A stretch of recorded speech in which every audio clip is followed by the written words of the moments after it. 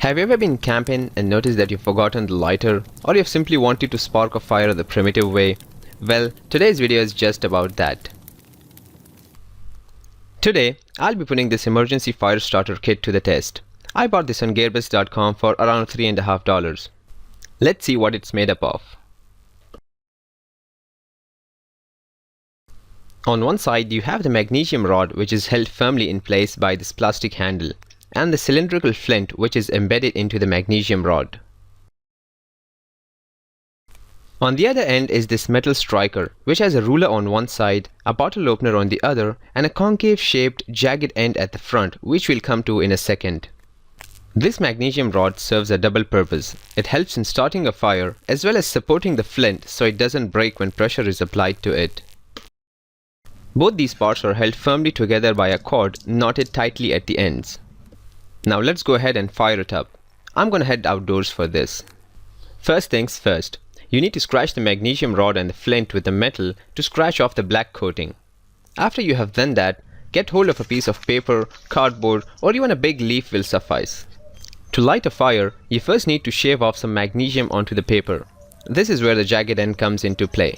You can even use the ruler side of the striker for this. In fact, I noticed that it might even yield better results.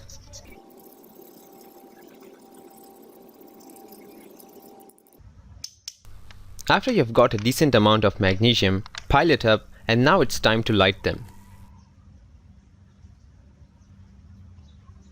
Hold the plastic handle with the flint in one hand and the metal striker in the other. Press the ruler side down on the flint as hard as you can and strike it to produce a spark. Try to keep the flint airborne and hold it still, or even try to pull it back a little while striking. If you push the striker forward too fast, there is a good chance you will keep knocking out the magnesium shavings, and this can be really frustrating considering that it might take a couple of tries to produce a good spark. Once your magnesium is sparked, it will burn gradually, and then you have a 5-10 seconds window, depending on your pile, to throw on some tinder and get that fire going. By the way, you can even use a small knife to spark the flint. It gives you more leverage and produces a much larger spark.